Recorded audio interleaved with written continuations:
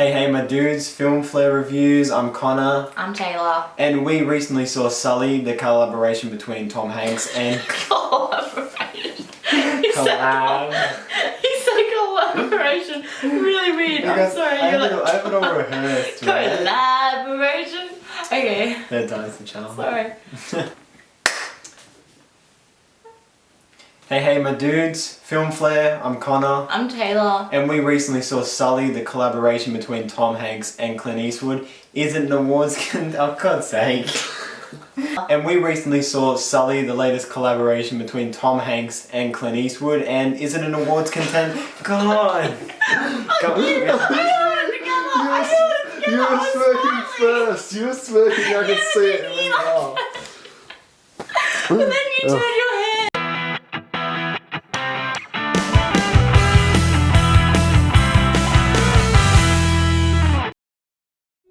Texas 1549, runway 4, clear for takeoff. Sully.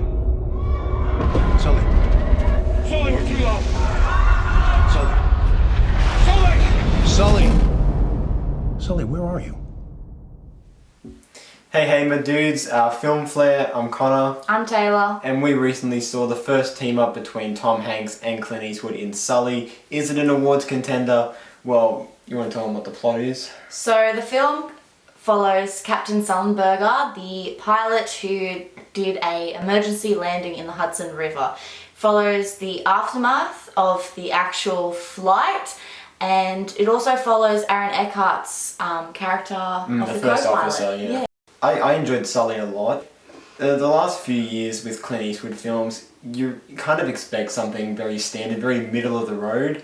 And when you hear that he's doing this kind of story, you think, well, that's just going to continue that trend. It does seem like source material that could be really just standard, just solid. But seems like your stock standard Clint Eastwood film, really. And I guess this film is a lot better than what he's done over the last 5, even 10 years. And I think that is sort of elevated because there's a peripheral focus towards human drama and the focus on many individuals and their unique perspectives. Rather than just the one individual. Like you would see in a substandard aeroplane thriller, I guess. Yeah, exactly. So when I went into the film, I was a little bit afraid that it would just be a film-length air crash investigation. Thankfully it wasn't. It had, like you were saying, the human element and the different perspectives scattered in. It was really effective in terms of how it wanted you to feel, what it meant to evoke, and it didn't feel manipulative. It felt authentic, especially just in the little the little things like human emotion or just the presentation of somebody's reaction. It felt very real.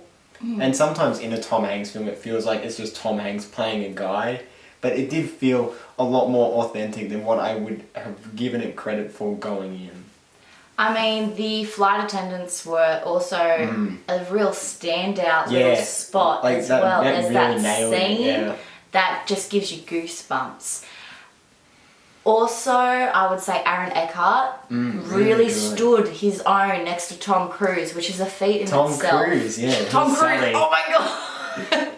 Can you imagine Tom Cruise in that movie? Brace for impact. I feel the need for speed. Well, can we just say visually? Visually spectacular. Exactly. Especially the actual landing. Especially with CG, which at times you're like, oh, this doesn't look that good, but persistently it is really effective. And I do think too, one part that's probably going to be overlooked by many is how important, like the structure of the crash itself, very non-linear but incredibly compelling, like the way they presented it. The flashbacks mixed with the aftermath of the actual flight landing was something else. It wasn't expected. Yeah. It kept it fresh and exciting. For me, really, it was the characters that stood out. It was the human element. It really gave you felt something, and it wasn't that cheesy pulling at the heartstrings. It was just a good old I've got goosebumps. Oh my goodness! I know how the story ends, but I still hope that they don't die. And you can see that in so many films where there's no hero dialogue where they're like, yeah, it's going to be a rocky landing. They really try to make that real. And I think, like you said, it's character driven, but then when you correlate that with the level of measures taken to make it feel as real and authentic as possible, it just makes it gives it a lot more heft, a bit more like gravitas, and you're like, this is really well constructed. And it's a credit to Eastwood. But in saying that, it's not a perfect film by any measure. No, I wouldn't say so. There are bits where it got a little bit repetitive. And slow.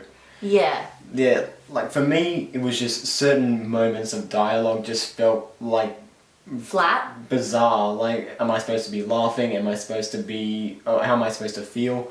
Sometimes scenes just felt interjected just as an easier way to go to a flashback. To be honest, that was majority of Lorelai's. Yeah. Linney's And one. just going back to her all the time. She was just doing the same thing, just crying on the phone.